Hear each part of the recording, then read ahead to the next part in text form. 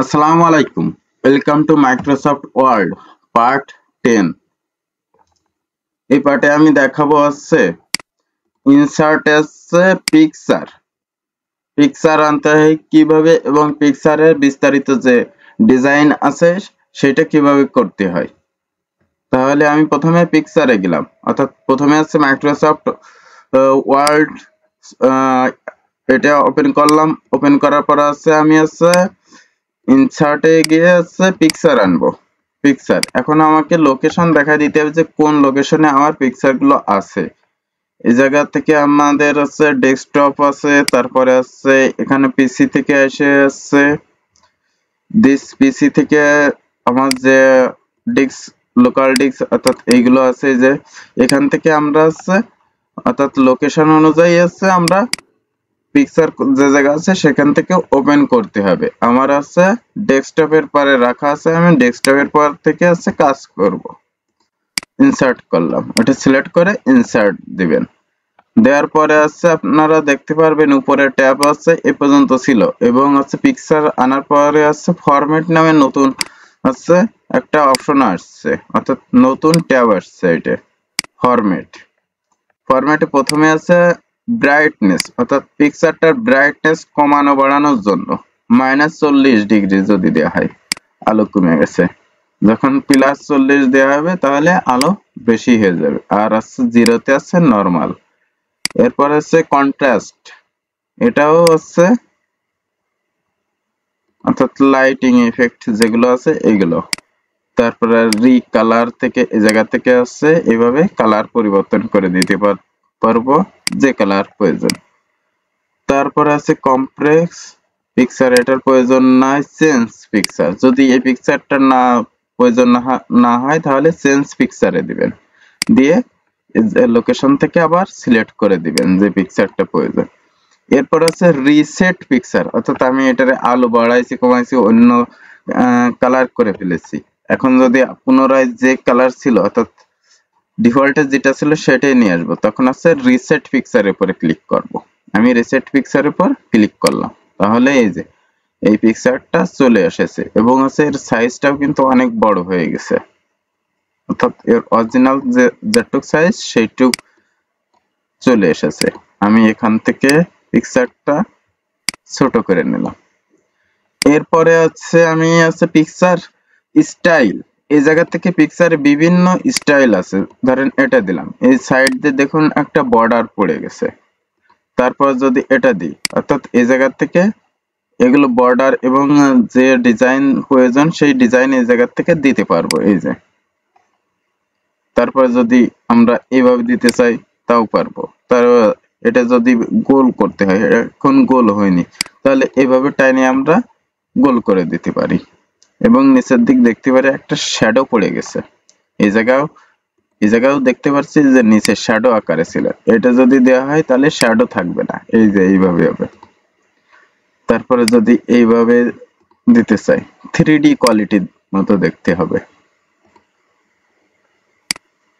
এই যে এইভাবে যদি দিতে চাই, এভাবে আমরা পিকচার স্টাইল দিতে পারি।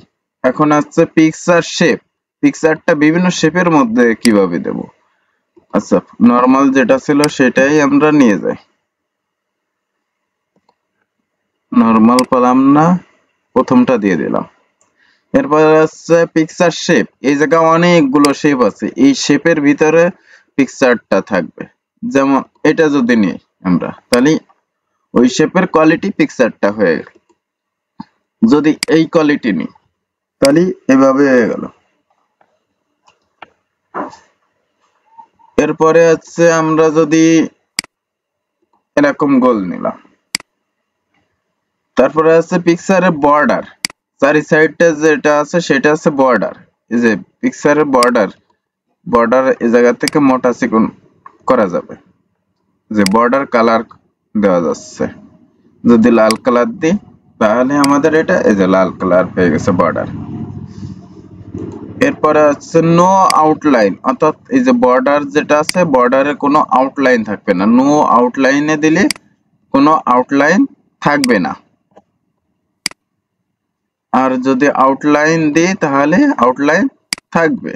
যদি আমরা এই জায়গা থেকে মোর আউটলাইন কালার, এখান থেকে আমরা আরো কালার চুজ করতে পারবো। এই যে তারপরে আছে এটা আছে হোয়াইট, এটা তো আগে দেখাইছি, হোয়াইট মোটা চিকন করার জন্য বর্ডারটা। তারপর বর্ডারে স্টাইলও দিতে পারবো, কোন স্টাইলে দেবো, ড্যাশ ডট ডট দিয়েছি, এখন কোথায় ড্যাশ, পিকচার বর্ডার, জায়গা মোর লাইন্স,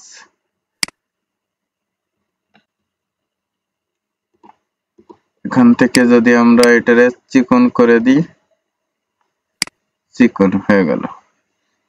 এরপরে আমরা আসি হচ্ছে পিকচার ইফেক্ট। পিকচার ইফেক্ট থেকে বিভিন্ন ধরনের দেওয়া যাবে, যেমন প্রিসেট আছে, শ্যাডো আছে, রিফ্লেকশন আছে, গ্লো আছে, সফট আছে এই জায়গা থেকে। তারপরে 3D আছে, বিভিন্ন স্টাইলের।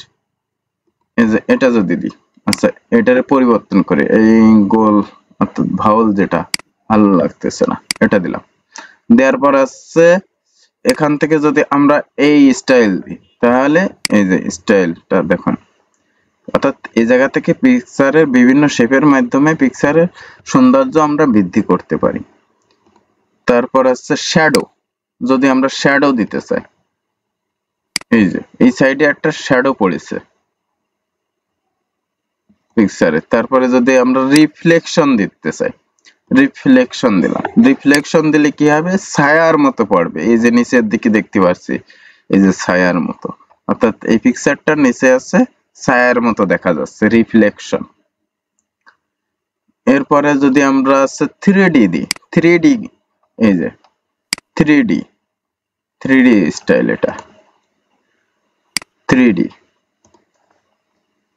এই জায়গা থেকে আমরা বিভিন্ন স্টাইলে দিতে পারি, বা এই স্টাইল দিতে চাচ্ছি, তাহলে এইভাবে দিতে পারবো। এটা ক্লিক করার পরে একটু অপেক্ষা করতে হবে। আর আছে নো রোটেশন, এটা দিলাম। তারপরে আছে নো প্রেসেট, যেগুলো দিছি আমরা সব কেটে যাবে, এই প্রথমটা দিলে থাকবে না। রিফ্লেকশনও কেটে দিলাম, নেই, সিম্পল হয়ে গেছে এখন। এরপর আছে পজিশন, অর্থাৎ 9টা পজিশন আছে এই পিকচারটা রাখার জন্য, আমাদের আছে 9টা পজিশন আছে।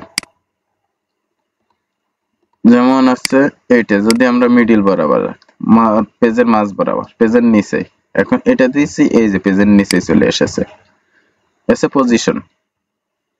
এরপর আছে টেক্সট ওয়ার্পিং, এখান থেকে আছে আমরা বিভিন্ন ভাবে টেক্সটারে বিভিন্ন জায়গায় দিতে পারি, যেমন ইন লাইন উইথ টেক্সট, প্রথমে রাখলাম এটা, আমরা যদি কোনো কিছু লিখি, আচ্ছা একটা লেখাটা বের করি, স্কুল ম্যাগাজিন বের করলাম, এর ভিতরে যদি আমরা পিকচারটা আনতে চাই,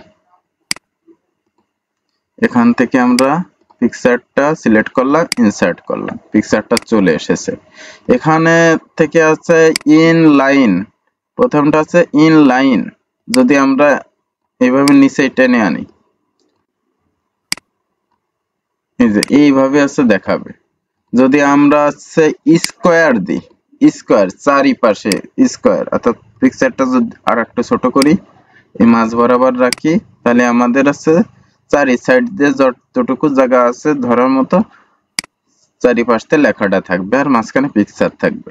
এরপরে আছে টিং, অর্থাৎ এই জায়গা থেকে আমরা বুঝতে পারতেছি কোনটা দিলে কি হবে। এই জায়গা সাইডে একটা কুকুরের মতো ছবি আছে, এই ছবিটা দিয়ে বোঝা যাচ্ছে। বিহাইন্ড টেক্সট দিলে আসছে, এটা টেক্সটটা আসছে আমাদের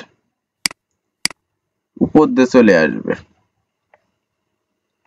এটাকে কাটিয়ে দিই, close, no, school magazine, picture, desktop, picture select, insert, behind text দিই, বিহাইন্ড টেক্সট দিলে এটা আছে আমাদের এই জায়গা দেখা যাচ্ছে। যদি এটা কন্ট্রোল জেড দিয়ে ফিরে নিয়ে আসি, ফরম্যাট, এরপরে যদি ইন ফন্ট অফ টেক্সট দিই, এই যে অর্থাৎ এটি পিকচারটা উপরে আছে আর টেক্সট গুলো নিচে আছে, আর এটা দিলে আছে বিহাইন্ড টেক্সট দিলে আছে টেক্সট গুলো উপরে থাকবে, পিকচারটা তলে থাকবে। এটা তারপরে আছে অ্যালাইন, পিকচারের পজিশন। আবার আছে আমরা এই পজিশনও পাইছিলাম, এই যে অ্যালাইন এই জায়গা থেকে করতে পারবো। তারপর রোটেট আছে, এইভাবে ঘুরাই দিতে পারবো, যেভাবে প্রয়োজন সেভাবে দিতে পারবো। ভার্টিক্যাল আছে, যেটা প্রয়োজন আমাদের। হরিজন্টাল আছে, এভাবে আছে আমরা পিকচারটা ঘুরাই দিতে পারি 90 ডিগ্রি 90 ডিগ্রি। আচ্ছা ভার্টিক্যাল দি, হরিজন্টাল, এভাবে আছে আমরা ঘুরাই দিতে পারবো। এরপর আছে ক্রপ, যদি ছবির চারি সাইড থেকে বা কোনো অংশ কাটতে হয় তখন আমরা আছে ক্রপে দেব। ক্রপে দিলে আছে এরকম আসবে, এই সাইডে আমাদের আছে কার্সার আনলে এরকম চিহ্ন আসবে। এই সাইড থেকে এই যে ক্রপ করে ফেলতেছি, এই সাইড থেকে যদি ক্রপ করতে হয় এইভাবে ক্রপ করে, নিচে থেকে যদি ক্রপ করতে হয় তাহলে এখান থেকে ধরে এভাবে ক্রপ করে দেব, এবং আছে এই চিহ্নটা সরানোর জন্য বাইরে ক্লিক করলেই চলে যাবে। এরপরে আছে হাইট ওয়েট, এই জায়গা থেকে যদি আমরা হাইট ওয়েট কমাই দিই তাহলে হচ্ছে এই যে এইভাবে ছোট বড় করতে পারি, কত হাইট ওয়েট রাখবো। তারপরে ছিল আছে শেপ, শেপ যদি আমরা আঁকতে চাই এই জায়গা শেপ